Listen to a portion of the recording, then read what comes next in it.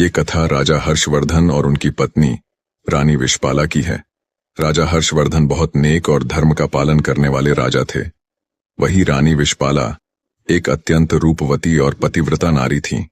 उनकी जिंदगी बहुत अच्छे से चल रही थी। फिर एक दिन समय ने करवट ली और उन्हें अपनी जिंदगी के बहुत भयानक दौर से गुजरना पड़ा। स्वर्गलोक में एक बार शनि देवता और लक्ष्मी जी की कहासुनी हो गई। शनिदेव के अनुसार वे लक्ष्मी जी से बड़े थे और लक्ष्मी जी के अनुसार वह शनिदेव से बड़ी थी।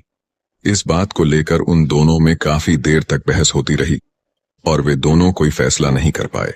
आखिर उन्होंने सोचा कि मृत्युलोक में सबसे ईमानदार व्यक्ति से यह फैसला कराया जाए।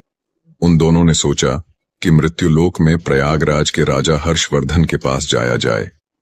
जब शनि देवता और लक्ष्मी जी हर्षवर्धन के पास पहुंचे और अपनी बहस का निर्णय मांगा तो उनको उत्तर देने को कोई उपाय न सूझा। अंत में उन्होंने दोनों से 1 महीने की मोहलत मांगी। यह सुनकर शनि देवता व लक्ष्मी जी चले गए और कह गए कि वह अपने झगड़े का फैसला सुनने 1 महीने बाद जरूर आएंगे। उनके जाने के बाद हर्षवर्धन का सोना जागना हराम हो गया, क्योंकि वह जानते थे कि वह एक को बड़ा बताएंगे तो दूसरा अवश्य ही गुस्सा होगा और उन पर भारी संकट आ जाएगा। उसको चिंता में देख उनकी पत्नी विशपाला ने चिंता का कारण पूछा। जब हर्षवर्धन ने सारा हाल कह सुनाया तो उनकी पत्नी विशपाला बोली कि आप एक चांदी का और दूसरा सोने का आसन बनवाइए। सोने का आसन आपकी गद्दी के दाहिने ओर तथा चांदी का आसन बाईं ओर रहेगा। जब लक्ष्मी जी और शनिदेव आएंगे तो लक्ष्मी जी आपके दाहिने तरफ का आसन ग्रहण करेंगी, क्योंकि वे माता स्वरूप हैं, और शनिदेव बाईं तरफ का आसन ग्रहण करेंगे। आप उनके किसी प्रश्न का उत्तर न दें, और जब वह बहुत पूछें कि क्या बात है तो आप उनसे कह दें कि आप लोगों ने स्वयं ही अपना फैसला कर लिया है। 1 महीने बाद जब लक्ष्मी जी और शनिदेव आए तो वैसे ही हुआ जैसे रानी विशपाला ने कहा था। लक्ष्मी ने दाईं तरफ सोने का आसन ग्रहण किया और बाईं तरफ शनिदेव बैठे। जब उन्होंने फैसला मांगा और अत्यधिक जोर दिया तो राजा ने वही उत्तर दिया जो रानी ने बताया था। यह सुनकर शनिदेव गुस्सा होकर चले गए। लक्ष्मी जी ने जाते जाते हर्षवर्धन से कहा कि संकट तो जरूर आएगा, परंतु मैं तुम्हारे साथ हूं। जल्दी ही शनि देवता के प्रकोप से प्रयागराज में बहुत भयंकर अकाल पड़ा। लोग भूखे मरने लगे। यह दशा हर्षवर्धन से देखी न गई। कोई उपाय न मिलने पर आखिरकार लगभग 1 साल के बाद उन्होंने अपने राज्य को त्यागने का निश्चय कर लिया। एक रात को वह अपनी पत्नी के साथ राज्य को छोड़कर निकल पड़े। साथ में उन्होंने एक पोटली में हीरे जवाहरात मुसीबत के समय काम आने के लिए ले लिए।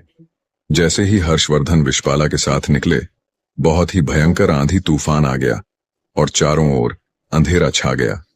आंधी तूफान में दोनों रास्ता भटक जाने के डर से एक जगह खड़े हो गए। तभी लक्ष्मी जी एक छोटी सी लड़की का रूप धारण करके आई और लालटेन की सहायता से उन दोनों को नदी के किनारे तक पहुंचा दिया। हर्षवर्धन अपनी पत्नी के साथ नदी के किनारे पहुंच गए, परंतु अब नदी पार करने की समस्या उत्पन्न हो गई। इतने में एक बूढ़ा नाविक नाव खेता हुआ उस तरफ आया। हर्षवर्धन ने निवेदन किया कि वह उनको नदी के किनारे पहुंचा दे। नाविक बोला कि उसकी नाव बहुत हल्की है, इसलिए एक एक करके ही वह उनको पार करा सकता है। राजा ने उसकी बात मान ली। पहले वह रानी को पार ले गया, फिर राजा हर्षवर्धन को, और अंत में गहने की उस बड़ी सी पोटली को। परंतु उसने गहने की पोटली को नदी पार नहीं पहुंचाया। वह उस पोटली को लेकर गायब हो गया। हर्षवर्धन थोड़ी देर तो नाविक और पोटली का इंतजार करते रहे, परंतु जब उन्होंने देखा कि नाविक नहीं आया तो वे समझ गए कि वो बूढ़ा नाविक कोई और नहीं बल्कि शनिदेव ही थे। हर्षवर्धन और विशपाला नदी के किनारे चलते चलते एक गांव में पहुंचे। वहां के लोग जंगल से लकड़ी काटकर बेचते थे। लकड़ी का व्यापार ही उनकी कमाई का साधन था। हर्षवर्धन भी अपनी पत्नी के साथ गांव में रहने लगे। वे चंदन की लकड़ी काटकर लाते और पास के गांव में बेच देते। थोड़े ही समय में चंदन की लकड़ी बेचकर वे काफी पैसे वाले हो गए और आराम से जीवन व्यतीत करने लगे। यह सब लक्ष्मी जी की कृपा थी। उनको आराम में देखकर शनिदेव ने फिर से एक चाल चली। एक दिन एक सौदागर जो उस गांव से चंदन की लकड़ी लेकर दूसरे देशों में जाया करता था, उसका जहाज यहां फंस गया। उसने बहुत प्रयत्न किया, परंतु वह जहाज टस से मस न हुआ। उसकी समझ में नहीं आ रहा था कि क्या करे।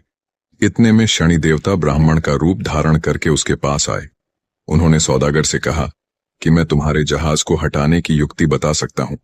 सौदागर ने जब उनसे पूछा कि वह युक्ति क्या है तो उन्होंने कहा कि तुम गांव के लोगों को भोजन का निमंत्रण दो और उनमें जो भी सती सावित्री स्त्री होगी, यदि वह तुम्हारे जहाज को छू देगी तो तुम्हारा जहाज चल पड़ेगा।